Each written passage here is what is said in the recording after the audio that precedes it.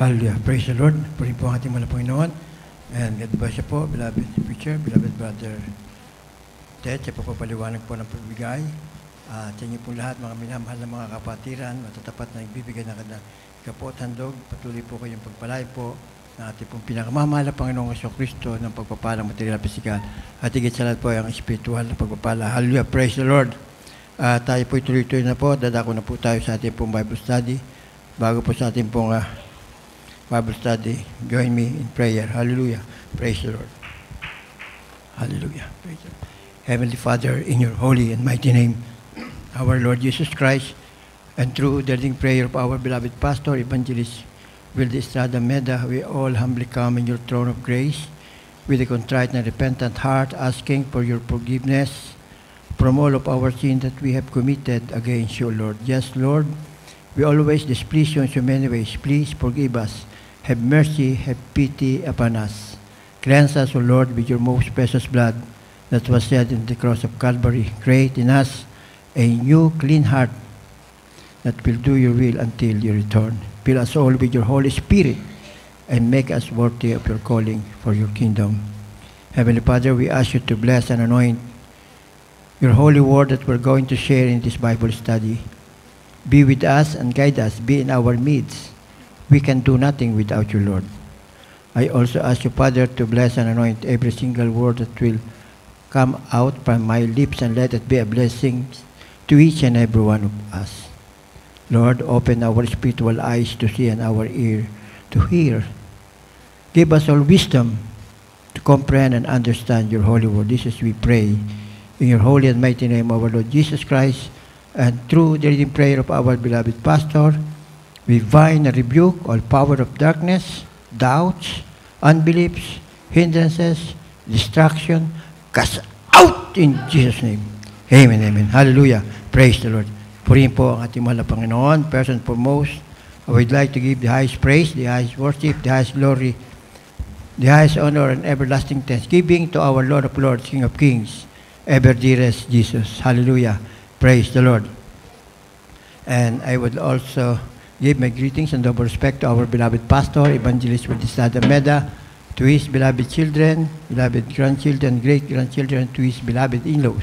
And I would like also to cherish and treasure the loving memories of our beloved Assistant Pastor Linas Almeda, and to all of you, beloved brethren, dito po sa LA Outreach. Magandang gabi po sa inyong lahat. Pagpalain po kayo lahat ng ating mahal na Panginoon ng pagpapala, material, physical, tigil po, spiritual, pagpapala. Ganoon din po to all our birthday celebrants for the month of July. God bless you all po with long life, good health, and spiritual blessing. At ako rin po ay bumabati at sa ating po mga Facebook Live viewers na kasama po natin pinapupurihan, niluluwalhati po ang ating mga Panginoon sa pamamagitan po ng panunood po ng ating pong Facebook Live. Hallelujah. Praise the Lord. Purihin po ang ating pong pinakamamahal na Panginoong Jesucristo. Hallelujah. Praise the Lord. Hallelujah.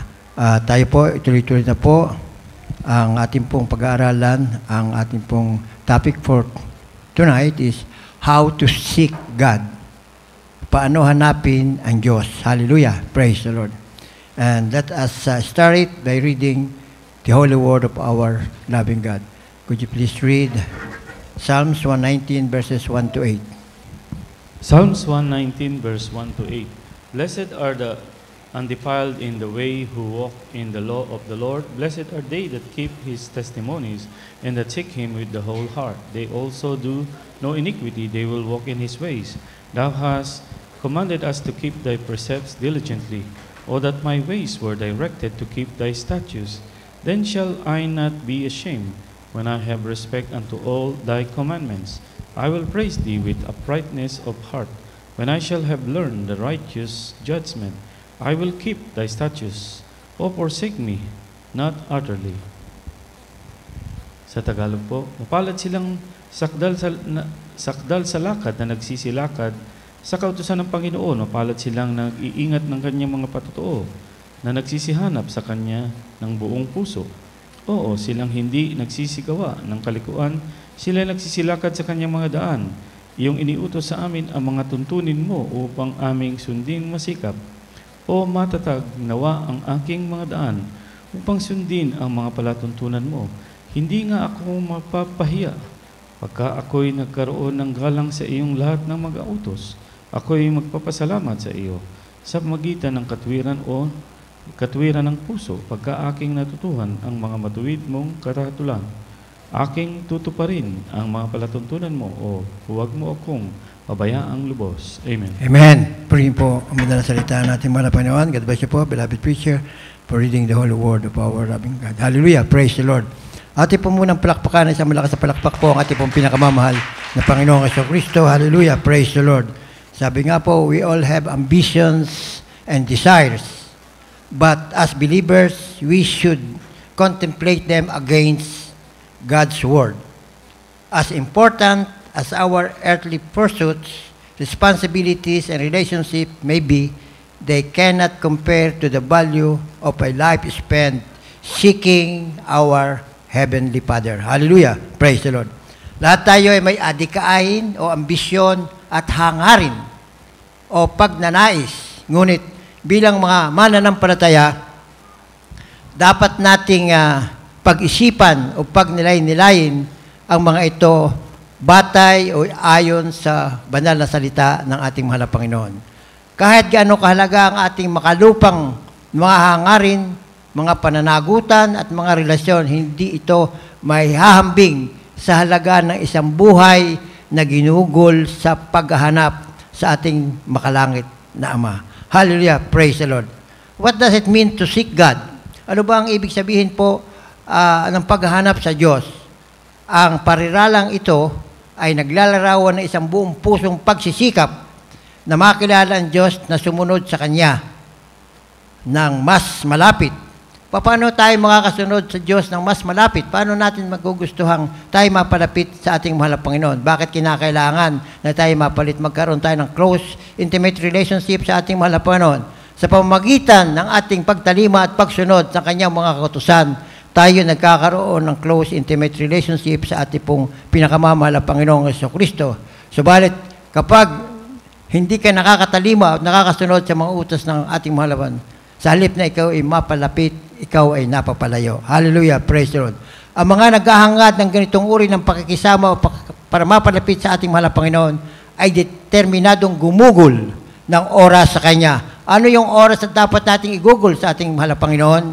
Yung ating pong pagsasama-samang ito at para papurihan ng ating mahal na Panginoon, ito po isang pagtupad sa kautusan ng ating mahal na Panginoon. Ibig sabihin natin, kinakailangan tayo po ay tumalima sa Kanyang lahat ng utos.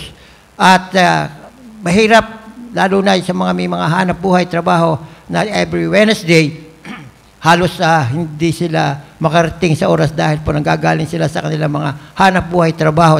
Subalit sa kabila nun, pinipilit nilang makarating dito sa lugaring ito upang tayo magsama-sama magpuri sa ating mahal na Panginoon. At yan, nalulugod ang ating mahal na Panginoon at patuloy na nagkakaroon tayo ng masadhing pagnanasa o pagnanais na magkaroon tayo ng relasyon sa ating mahal na Panginoon, yung tinatawag na intimate, close relationship sa ating pong pinakamamahal na Panginoong Kristo. Hallelujah! Praise the Lord! Nais din nating talikuran ang anumang bagay na maaaring makahadlang sa pag-unlad ng ating relasyon sa ating mahal na Panginoon. Ano pa ba itong mga hadlang na ito para tayo magkaroon ng malapit na relasyon sa ating mahal na Panginoon? Unang-una, kapag tayo ay nakakagawa ng pagkukulang o pagkakamali o pagkakasala sa ating mahal na Panginoon, dahil kapag ikaw ay nagkasala, ibig sabihin, kapag hindi ka nakakasunod sa utusan ng ating mahal na Panginoon, at iba ang ginagawa mo sa halip na sundin mo ang utos, nalalayo at nagiging kaaway tayo ng ating mahal na Panginoon. So, kung kayo kaaway ng ating mahal, paano ka magkakaroon ng close, intimate relation sa ating mahal na Panginoon? Wala lang naman tayong gagawin, kundi lagi tayong tatalima at susunod sa kanyang mga utos upang ang mahal na Panginoon, ang relasyon natin sa ating mahal na Panginoon ay magkaroon ng tunay na malapit na relasyon sa ating mahal na Panginoon. Hallelujah, praise God. At inaangkin ng mga tapat na tagasunod ng Diyos ang kanyang pangako at nagtitiwala sa kanyang banal na salita. Ibig sabihin po nito, yung pangako ng ating mahal na Panginoon sa kanyang banal na salita, sabi nga, kapag ikay tumatalima sa utos ng ating mahal na Panginoon, pagpapala ang iyong makakamtan. Subalit kung ikaw ay hindi tatalima o hindi mo susundin ang kanyang mga utos, ay kapahamakan ang pupuntahin mo. At maglalaon, pagkapatuloy ka na nagkukulang, nagkakamali, nagkakasala sa ating mahal na Panginoon, nawawala ka na sa harapan ng ating mahal na Panginoon. At doon nga po, kakaranas tayo o mga bagay-bagay na hindi natin dapat maranasan, subalit dahil sa ating pagkukulang at pagkakamali, tayo po ay pinapaalalahanan habang kaya kang paalalahanan ng ating mga subalit patuloy na nagkakasala, ay hindi pala alam ang magagawin siya, papaluin ka ng isang masakit na palo para maintindihan mo na ang ginawa mo'y mali at ikaw ay magbalik loob sa Kanya, humingi ka ng tawad sa nagawa mong pagkakasala sa ating mahal na Panginoon. Hallelujah, praise God. Ating karanasan sa mahal na Panginoon na nagdudulot ng kahangang kasiyahan, ngunit nagdudulot sa atin ng pagkagutom o pagnanais para sa higit sa Kanya. Kapag yung ating pong mga naranasan, mga pagpapala sa ating mahal na Panginoon, ito po ang nagdudulot sa atin upang tayo po ay patuloy na lumapit sa Kanya, yung pagkagutom sa Kanya. Siyempre, kapag naranasan mo na ang mga pagpapala sa ating mahal na Panginoon, parang laging gusto mo siyang mapaluguran o tumataas ang iyong pananampalataya dahil nananahan sa iyo ang banal na Espiritu at ang banal na Espiritu ang nagtuturo sa iyo upang makapaglingkod ka ng gusto, masunod mo ang tama na kautusan ng ating mahal na Panginoon at huwag mong gawin yung mga pagkakulang at gawin yung mga kautusan niya. Huwag mong gagawin hindi mo gagawin ang kanyang mga kautusan. Dahil kapag hindi mo ginawa, ito ang magdadaan sa iyo para ikaw po ay mapalayo sa ating mahal na Panginoon. Christian life is meant to be an ongoing pursuit of God. To walk through the door of salvation and stand still without drawing any closer to Him is to miss the treasures that are available in Christ. Those who seek the Lord soon discover that knowing Him is the greatest reward of all. Ang buhay Kristiyano ay nangangahulugan na upang maging isang patuloy o paghangad na magkaroon ng malapit na relasyon sa ating mahal na Panginoon. Bilang Kristiyano, kinakailangang hangarin natin na tayo po ay magkaroon ng close, intimate relationship sa ating mahal na Panginoon. Subalit, pag lumalakad tayo sa pintuan ng kaligtasan, kailan tayo lumakad sa pintuan ng kaligtasan? Nung ating tanggapin ang ating mahal na Panginoong Kristo bilang ating Diyos at sariling tagapagligtas, tayo na sa pintuan na ng kaligtasan.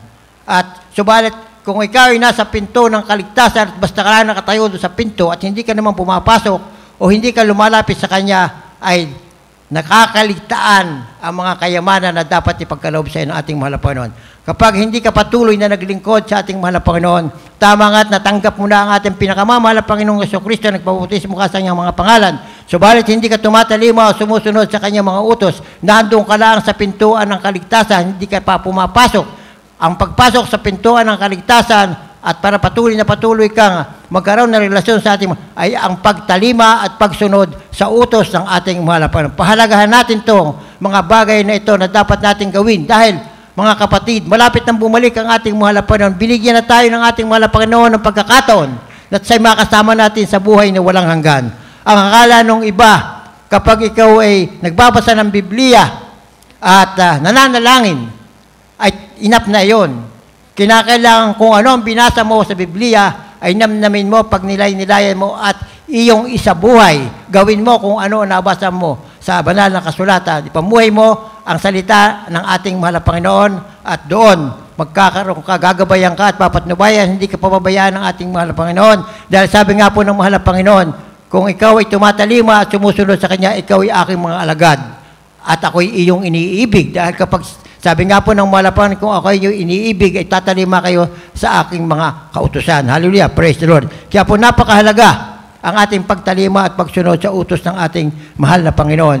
Ito po ang magdadala sa atin sa buhay na walang hanggan na kasama siya. Hindi katulad ng ibang mananampalataya na akala nila inap na yung kanilang mga ginagawa. At yung iba pa nga naniniwala na kahit sila nagkakamali, nagkakasala, tayo daw under grace o under tayo ng biyaya. Ay sabi nga sa banal na kasulatan, ay kung ikaw ay under grace, subalit ito ba'y tawag doon, yung dahilan upang ikaw ay magkulang at magkamali sa ating mahal na Panginoon, ikaw magkasala sa harapan ng ating mahal na Panginoon. Kapag ganito naging attitude ng isang mananampalataya, ay hindi ka hindi mo maranasan ang tunay na pagpapala na nagbubuhat sa Diyos dahil lalayo sa iyo ang Espiritu ng Diyos. Hallelujah, praise the Lord. Kaya po napakahalaga, sabi nga po sa Romans 6:14-16, for sin shall not dominion over you, for ye are not under the law, but under grace. Sa verse 15, what then? Shall we sin because we are not under the law, but under grace? God forbid. Know ye not that to whom ye yield yourselves servants to obey, his servants ye are to whom ye obey, whether of sin unto death, or of obedience unto righteousness. Sa Tagalog po, Romans 6:14-16, sapagkat ang kasalanan ay hindi makapaghahari sa inyo, sapagkat wala kayo sa ilalim ng kautusan, kundi sa ilalim ng biyaya. Atin pong pagbulay-bulay ng mga ganitong salita. Sa 15, ano nga? Magkakasala baga kayo o magkakasala baga tayo dahil sa tayo wala sa ilalim ng kautusan, kundi sa ilalim ng biyaya, huwag namang mangyari. 16, hindi ba ganinyo nalalaman na kung kanino inyo inahandog ang inyong mga sarili ay pinakaalipin upang tumalima at kayo'y mga alipin na yung inyong tinatalima, maging sa kasalanan na ikamamatay, maging pagtalima sa ikapapaging matuwid. Hallelujah, praise the Lord. Kaya po yung sinasabing, once you're saved, you're saved. No. Kapag hindi mo ginagawa ang kalooban ng ating mahal na Panginoon, tama tayo under grace, pero pases ba yun para kayo magkasala? Ay nakakahabag ka. Hindi mo naunawa at naintindihan na ang gusto ng ating mahal na Panginoon. Ayaw ng mahal na Panginoon na kayo mapapalayo sa Kanya. Hallelujah. Ayaw ng mahal na Panginoon na kayo magkakasala. Dahil ikaw, kaya niya binigay ang kanyang buhay sa krus ng Kalbaryo dahil sa ating mga kasalanan. Anong ating gagawin? Susunod lamang tayo sa kautusan ng ating mahal na Panginoon. Hindi natin po pwedeng ipagwalang bahala ang kautusan ng ating mahal na Panginoon dahil ito ay napakahalaga. Hallelujah, praise the Lord. Kaya nga po yung pagkakataong pinagkaloob sa atin ng ating mahal na Panginoon para tayo magmana ng buhay na walang hanggan. Wala tayong gagawin kundi sundin lahat ang kautusan ng ating. Mahirap man o madali yan. May sakripisyo, kailangan tayo magsakripisyo dahil hindi naman sinabi ng ating mahal na Panginoon na kapag natanggap mo ang ating mahal na Panginoon kay Kristiyano, ay hindi ka dadaan sa mga pagsubok o mga paalaala sa ating mahal na Panginoon. Habang tayo nandito sa ibabaw ng lupa, ay tunay na makakaranas tayo ng kapigatian sa ating buhay. Subalit, huwag kayong matakot dahil ang mahal na Panginoon nasa atin. Siya rin ang magbibigay ng lakas sa atin upang malampasan natin ang mga bagay na ito, mga pagsubok, mga paalaala ng ating mahal na Panginoon. Mahal na mahal tayo ng ating mahal na Panginoon habang ikaw ay tumatalima at sumusunod sa Kanya. Subalit pag ikay nagkakamalit, nagkakasala, mahal ka rin ng ating mahal na dahil iniintay ng ating mahal na Panginoon na ikay magbalik sa loob sa Kanya. Kaya nga ikay pinaalala at pinapalo ka ng ating mahal na Panginoon para magbalik loob ka sa ating mahal na Panginoon. At ikay patatawarin. Pero hindi ibig sabihin noon na ikay humingi ng tawad at tapos yung kasalanan mong ginawa, paulit-ulit mong ginagawa, ay kahabag-habag ka, kapatid, dahil paglalaon, wala ka na relasyon sa ating mahal na Panginoon dahil nakuha ka na ng kahit yun. Ang ating binasa kanina sa Romans, ang sabi nga po doon ay kung sino yung tinatalima ay doon ka alipin. So, pag ikaw ay hindi tumalima sa utos sa ating mahal, kanino ka? Alipin ka ng kaaway ng Diyos. Hallelujah, praise the Lord. Purihin po ang ating mahal na Panginoon. Ang naghahanap ng mahal na Panginoon ay matutuklasan na ang pagkilala o paghangad at pagsunod sa Kanya ay pinakadakilang gantimpala sa lahat. Hallelujah, praise the Lord. Ito pong reward na ito na sa pagtalima at pagsunod sa ating mahal na Panginoon ay tunay na pinakadakilang gantipala sa ating lahat. Dahil dito pa man sa ibabaw ng lupa, pag nagagawa mo ang kalooban ng ating mahal na Panginoon, pinagpala ka na at higit sa lahat ay yung magmamana ka ng buhay na walang hanggan. Hallelujah, praise the Lord. Nililigtas ka, lagi ka na sa pagkalinga ng ating mahal. Lagi ka nasa under protection ng ating mahal na Panginoon. Kung ano man ang ginagawa mo dito sa ibabaw ng lupa. Basta madalit sabi, ikaw ay tumatalima, sumusunod, pinamumuhay mo ang banal na salita ng ating mahal. Basahin po natin yung Psalms 105 verses 1 to 8. Book of Psalms chapter 105 verse 1 to 8. Oh, give thanks unto the Lord, call upon His name, make known His deeds among the people. Sing unto Him, sing psalms unto Him. Talk ye of all His wondrous works. Glory ye in His holy name. Let the heart of them rejoice that seek the Lord. Seek the Lord and His strength. Seek His face evermore. Remember His marvelous works that He had done, His wonders and the judgments of His mouth. O ye seed of Abraham, his servants, ye children of Jacob, his chosen. He is the Lord our God. His judgments are in all the earth. He had remembered his covenant forever, the word which he commanded to 1,000 generations. Sa Tagalog po. O magpasalamat kayo sa Panginoon, kayo magsitawag sa kanyang pangalan, ipabatid ninyo ang kanyang mga gawain sa mga bayan. Magsiawit kayo sa kanya ng mga pagpuri, salitain ninyo ang lahat niyang kagilagilalas na mga gawa. Lumulhati kayo sa kanyang banal na pangalan. Magalak ang puso nila na nagsisihanap sa Panginoon. Hanapin ninyo ang Panginoon at ang kanyang kalakasan. Hanapin ninyo ang kanyang mukha magpakailanman. Alalahanin ninyo ang kanyang kagilagilalas na mga gawa na kanyang ginawa, ang kanyang mga kababalaghan at ang mga kahatulan ng kanyang bibig. O ninyong binhi ni Abraham na kanyang lingkod, ninyong mga anak ni Jacob na kanyang mga hirang. Siya ang Panginoon nating Diyos, ang kanyang mga kahatulan ay nangasa buong lupa. Kanyang inaalala ang kanyang tipan, magpakailanman ang salita ng kanyang iniutos sa 1,000 salit-saling lahi. Amen. Amen. Purihin po mga salita ng ating malapanan. Hallelujah. Praise the Lord. At ating pong palakpakan po ang ating pong pinakamamahal na Panginoong Kristo. Hallelujah. Praise the Lord. Ang sabi nga po sa natutunan natin ang ibig sabihin ng hanapin ng Diyos. Yung hanapin ng Diyos, ipamuhay mo ang kanyang banal na salita. Gawin mo ang kanyang kalooban. Yan ang naghahanap sa Diyos. Kapag ginagawa natin ang kalooban ng mahal na Panginoon, kapag ginagawa natin ang kautusan o ang sinasaad sa banal na kasulatan, hinahanap natin ang ating mahal na Panginoon. Hallelujah. Praise the Lord. Saan ba tayo dapat magsimula sa paghahanap sa ating mahal na Panginoon? Magsimula tayo sa banal na kasulatan at sa pamamagitan ng mga panalangin. Maglaan tayo ng oras bawat araw-araw para sa pagbubulay-bulay ng salita ng Diyos. Dahil ang salita ng Diyos, ito po ang ating pong, dito natin matatagpuan sa banal na kasulatan, ang salita ng Diyos na ito po ay nangungusap sa atin. Hallelujah, praise the Lord.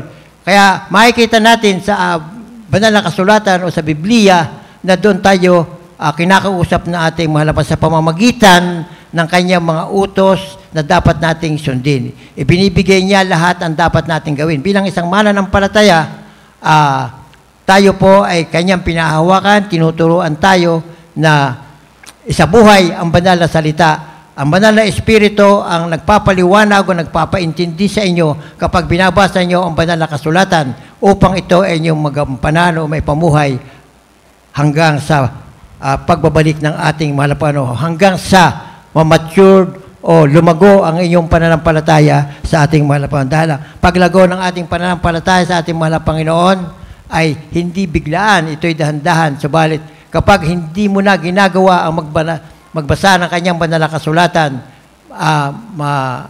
mahahadlangan ang paglago mo ng iyong pananampalataya. Dahil dito nangungusap ang mahal na Panginoon sa bawat isa. Hallelujah, praise the Lord. Kaya po napakahalaga na ikaw ay nagbabasa at pag ikaw ay nagbabasa ng banal na kasulatan, hindi mo lang basta babasahin, kinakailang ipamuhay mo, gawin mo, sundin mo kung anong isinasaad sa banal na kasulatan.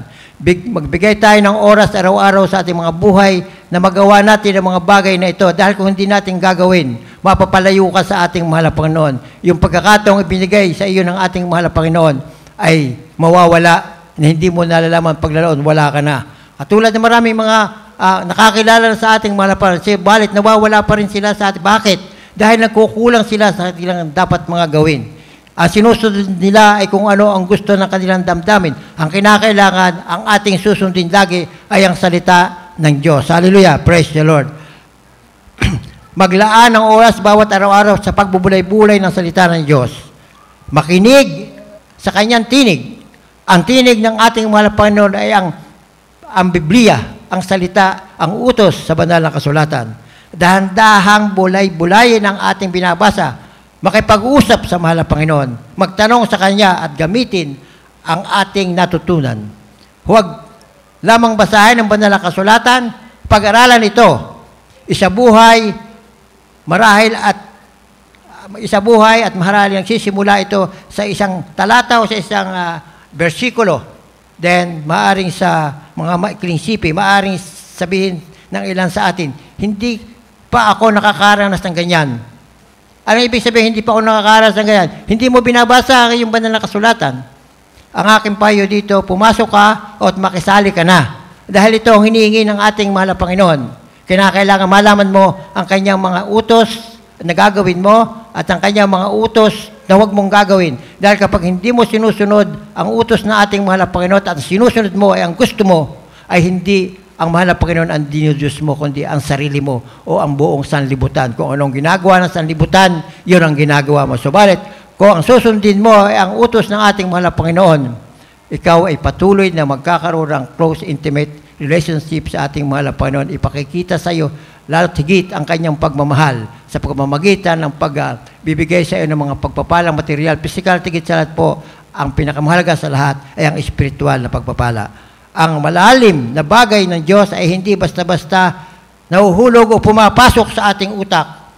Sila ay inilalagay doon sa pamamagitan ng masigasig na pag-aaral. Dahil kung hindi natin pag-aaral ng banal na salita, paano natin matututunan yung mga ibang bagay? Maraming tayo makikinig lamang sa mga preaching lamang at wala kang oras na basahin mo ang iyong banal na salita, ay pwede rin. Pero hindi mo lubusang makakamtan ang dapat bilang isang Kristiyano na ikaw ay maipamuhay mo ang banal na salita. Dahil kung hindi ka magbabasa ng Biblia, limited ang iyong kaalaman. Kaya napakahalaga na tayo ay laging dadalo sa banal na gawain dahil ito ang magtuturo sa iyo habang tayo nagpupuri sa ating mahal na Panginoon. Panahan ka ng banal na Espiritu, malulugod siya at bibigyan ka ng mahal na Panginoon ng kasigasigan upang pag-aralan mo at bulay-bulayan mo ang kanyang banal na salita. Hallelujah! Praise the Lord! Ang pagkagutom para sa mahal na Panginoon ay isang nakuhang lasa o nalasahan. Ba't ba tayo nagugutom sa ating mahal na Panginoon? Di ba, kapag tayo ay pinagpala ng ating mahal na Panginoon, katulad maraming mga bagay na nung ating tanggapin ng ating mahal na Panginoon, kaya natin nakilala ang mahal na Panginoon, tayo may problema, tayo may karamdaman, na hindi natin alam kung anong problema, kung anong kalutasan ng ating gagawin. Karamdaman na sinabi ng doktor na ilang buwan na lang buhay ka, o di kaya ay may bisyo ka, hindi mo kayang tanggalin. Pagdadating ng bagong taon, ay kayo sabi mo, ikaw magbabago. Sa unang araw, 2 hanggang 1 linggo, ay ikaw ay magbabago. After that, wala na. Magagawa mo na yung ginagawa. Bakit? Wala sa iyo ang Espiritu ng Diyos. Kinakailangan para tayo mabago, kinakailangan ang Espiritu ng Diyos ay nasa sa atin. Hallelujah! Binigay ng ating mahal na Panginoon sa atin, kaya kinakailangan nating pagyamanin, sundin ang kanyang kalooban. Kung higit natin hinahabol siya, mas malaki ang ating pananabik o pagdinay. Paano ba natin mahahabol ang ating mahal na Panginoon? Sa pamamagitan din ng kanyang banal na salita. At paghabang tayo pinag-aaralan natin ang banal na salita habang binabasa natin, doon mo lalong nanaisin na mapalapit ka ng lubusan sa ating mahal na Panginoon. Subukan ninyo, magbasa kayo ng Biblia. May ilang minutos, diba? Bigyan nyo ng 30 minutes a day o 1 hour a day. Paglalaon, pag tumanim sa puso nyo at isipan, ayaw mo ng bitawan ng Biblia. Kung maaari, sa isang araw, mabasa mo ang isang chapter. Bakit? Nangungusap na sa iyo ating mahal na Panginoon. Tinuturo na sa iyo ng mahal na Panginoon ang dapat gawin ay kaaki-akibat mo, kasama mo ang banal na Espiritu. So, ang pag-ibig mo sa ating mahal na Panginoon ay lalo lumalago o napapalapit ka ng lubusan sa ating mahal na Panginoon. Ganyan tayo tinuturuan ng ating mahal na Panginoon sa pamamagitan ng kaloob ng banal na Espiritu sa atin. Hallelujah, praise God. Mahal na mahal tayo ng ating mahal na Panginoon at yun nga, nakilala natin, ayaw niya ng mahal na Panginoon na tayo po ay mawawaglit pa sa Kanya. Nakilala na natin, nakita na natin ang mga kabubalagan, nakita na natin ang mga pagpapalang pinagkaloob sa atin ng mahal na Panginoon. Panghawakan natin ang mga bagay nito. Ibig sabihin, yung ating gutom ay mawawala kapag patuloy tayong naglingkod sa ating mahal na Panginoon. Pagpatuloy nating ipamuhay ang Kanyang banal na salita. Bakit? Mawawala ang gutom mo. Bubusugin ka ng mahal na Panginoon ng pagpapala, pag-ibig, pamamahal. At yun nga po, buhay na walang hanggan. Hallelujah. Nakita ba natin ang huling pahayag na nalagaraw ng ating karanasan pagkatapos na hilingi sa mahal na Panginoon na pukawin ang ating tiwala sa Kanya at sundin ito sa pamamagitan ng pagiging isang naghahanap? Kapag ikaw, di ba pagka tayo naghahanap ng isang bagay, ay talaga nagsusumigasig tayo makita. Kahit nga yung pinakamaliit na karayom na gusto mong gawin, ayun hinahanap mo ng lubusan, nagbibigay ka ng oras. Ganyan din ang ating gagawin sa paghanap sa ating mahal na Panginoon. Magbibigay tayo ng oras at panahon sa ating mahal na Panginoon. Kung tayo hindi magbibigay ng panahon at oras sa ating mahal na Panginoon, madadaya na naman tayo ng kaaway ng Diyos. Na tayo'y inalis na, pinagpala na ng ating mahal na Panginoon, nakilala na natin ng ating mga pagkukulang at pagkakamali, binihisan tayo ng ating mahal na Panginoon, binagyan tayo ng kaagib at banal na Espiritu upang maging gabay at patnubay natin. Kapag hindi ka na tumatalima at sumusunod, sabi nga po, nagigib yung banal na Espiritu at ito'y lumalayo siya, ay panahon na rin sa taras para ikaw ay muling, akayin muli kang lansihin o muli kang hikayatin na gawin mo yung mga makalamundong gawain. Hallelujah. Praise God. Ibig sabihin, mawawala ka na sa presensya ng ating mahal na Panginoon. Nangangailangan ito ng oras ng pagsisikap. Dalawang bagay ang gusto nating makuha o magawa ng may katalinuhan. Paano natin magagawa ang ating buhay ng may katalinuhan?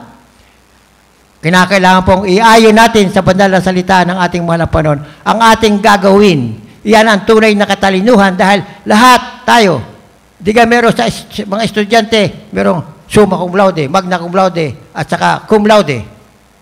Matataas na honors ang mabibigay sa iyo kapag nasa iyo ang mga kategoryang yan. Bakit sila naging summa cum laude? Bakit sila naging magna cum laude? Bakit sila naging cum laude? Nagbabasa sila ng kanilang pinag-aaralan. Kung hindi sila babasahin ng kanilang pinag-aaralan, ay wala silang alam pag nagbigyan ng examen. Katulad din natin yan.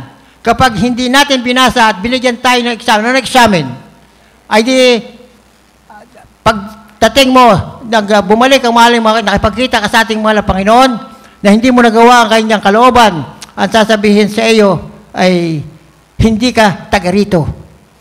Pag nagawa mo naman ang kanyang kalooban, ginawa mo ang kanyang kalooban, sasabihin ni, welcome, good job. Welcome to my kingdom. Yan ang sasabihin sa ng ating malang. Pero pagka hindi mo nagawa ang kanyang kalooban, hindi mo pinamuhay ang kanyang banal na salita, ibig sabihin, hindi siya ang iyong pinapanginoon. Iba ang pinapanginoon mo. Hallelujah. Madali tayong matukso dahil tayo may nasa laman pa. Kaya ang mahal na Panginoon, masyado mo pahinuod sa atin. Dahil nasa laman tayo sa pag-iitan, nasa gitna tayo ng sanlibutan na puro kasalanan ng ginagawa. Dahil nga, kapag hindi ka talaga tumatalima sa utos ng ating mahal na Panginoon, tiyak ang tinatalima mo o ang dinidisubay mo ay ang salita ng ating mo at ang tinatalima mo ay kung ano ang nais ng kaaway na gawin mo. Hallelujah. Praise the Lord. Ang pagpapabaya sa mahal na Panginoon ay nangangahulugan ng pagdaraya sa ating sarili sa magiging pakinabang na pinangako niya sa mga taong masigasig na naghahanap sa Kanya. Huwag naisin o gustuhin na sumunod doon sa mga madaling mawala o lumilipas o sa mga panandalian lamang. Kasi tayo mga tao, palibasa na andito tayo sa sanlibutan, ang gustuhan natin ay magkaroon ka ng kayamanan, magkaroon ka ng mahahabang, magagandang bahay, mataas na katungkulan, o whatever kay sikat. Pero tandaan nyo, panandalian lamang yan. Subalit yung ibinibigay sa atin ng ating mahal na Panginoon na dapat natin gawin, hindi lang dito habang buhay sa buhay na walang hanggan. Hallelujah, praise the Lord. Maraming mga tao na talagang iniiwanan ng paglilingkod sa ating mahal na Panginoon dahil busy sa trabaho. Siyempre, kinakailangan natin. Pero sabi ng mahal na Panginoon, hindi ka pagkukulangin kailan paman kung ikaw ay nakakatalima at nakakasunod sa Kanya. Kailan paman, hindi ka pababayaan ng ating mahal na Panginoon. Malakita mo at siya mismo, ikay bibigyan ng himala na huwag kang pagkulangan at hindi ka na rin mag-urge o gagawa na magkaroon ka ng pag-ibig sa mga ganong bagay. Lahat ng ating makukuha ay just eksakto lang para tayo mabuhay. Ang madali sabi ay tayo ay minamahal ng mga anak ng Diyos na kinakailangan lagi tayong tatalima at siya nang bahala sa ating buhay. Ibigay natin lahat sa ating mahal na Panginoon ng ating buhay. Lahat na kung ano meron na yung buhay. dabatay mo sa banal na salita at ito ay pagpapalain ka ng ating mahal na Panginoon. Hallelujah, praise the Lord. Natatandaan ko pa, yung si Meshach, si Shadrach, Meshach at Abednego, di ba pinaluluhod siya, pinasasamba siya doon sa golden statue nung hari, ay sabi niya nung tatlo, hindi ako luluhod dyan, isa lamang ang Diyos. Anong ginawa sa lahat? Tinapon sa naglalagablab na apoy. Ay, okay lang, pumunta, pero nagtataka yung hari. Nakita niya doon sa loob ay yung 4 na tao na andun at yung isa ay parang kamukha ng anak ng Diyos. Yan ang sabi ng hari. Ngayon, at nakita rin ng hari na yung nakatali sa kamay ay nasunog. Pero yung tao hindi nasusunog. Ibig sabihin, kung ano yung nakataling yun, ayun ang mga nakatali sa ating gawa ng kaaway. Kapag ikay pumasok sa mga bagay na mga kapighatian o mga bagay na yung paglilinis sa iyo, mawawala yung mga taling yon. Anong taling yon? Yung paggawa mo ng masama, yung pag-aalinlangan mo, yung pride, mawawala yan sa iyo lahat pag tayo tumaan sa mga pagsubok na ganito. At alam nyo, nung makita na pinalabas na nung hari ang tatlo, ay makita niya, sabi nung hari ay tutunay na ang Diyos mo ay tunay na ang kataas-taasan Diyos na may gawa ng langit at lupa. At mula noon sabi, huwag kayong magsasalita laban sa Diyos ni Meshach, Shadrach at Abednego. Dahil kapag ginawa nyo yon, kayo pagpuputul-putul sa inyong mga bahay, ay gagawing dumihan. Hallelujah, praise the Lord. Subalit hindi lang ganon. Pinagpala yung tatlo dahil binigyan ng magandang katungkulan ng hari at pinagpala at binigyan ng pangkabuhayan. Madaling sabi ay naging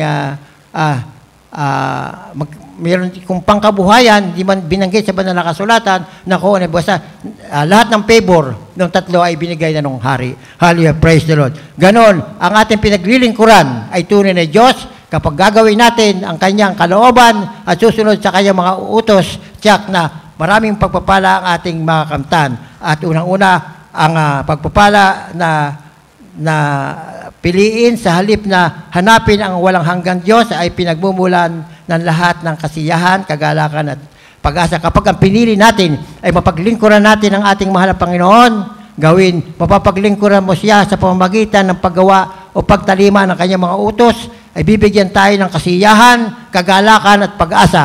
Hallelujah, praise the Lord. Yan po ang ating mga kamtan, isang tunay na pagpapala na nanggagaling sa ating pong pinakamamahal na Panginoong Jesucristo. May contentment ka, may joy at may hope. Hallelujah. You are contented kapag lahat ng pangangailangan mo ay nasa sa iyo. Ikaw ay may kaligayahan o kagalakan kapag wala kang problema. Magalak saka nakakita ng may problema na nagagalak, hindi ka nagagalak. Ikaw ay nalulumo. Ikaw ay kung ano nagkakaroon ka ng anxiety. At ikaw ay nagkakaroon din ng pag-asa kapag ang Diyos ay nasa sa iyo. Bakit tayo magkakaroon ng pag-asa? Dahil alam natin na ang pinaglilingkuran natin ay totoong Diyos, buhay na Diyos. At kailan pa man hindi tayo pababayaan, pinangako yan ang ating mahal na Panginoon. Kailan pa man hindi tayo iiwan at hindi tayo pababayaan, laging tayo ay kasama niya. Hallelujah, praise the Lord. Purihin po ang ating pong pinakamamahal na Panginoong Jesucristo at sana po ay patuloy nating paglingkuran, gawin ang mga kalooban ng ating mahal na Panginoon upang tayo makasigurado ng buhay na walang hanggan, nakasama ang ating mahal na Panginoon. Hallelujah, praise the Lord. At atin na pong awitan na isang makalangit po